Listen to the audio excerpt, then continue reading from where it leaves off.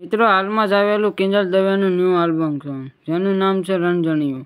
તેઓએ તેના social media એકાઉન્ટમાં ફોટોઝ અને વિડીયો અપલોડ પણ કર્યા છે.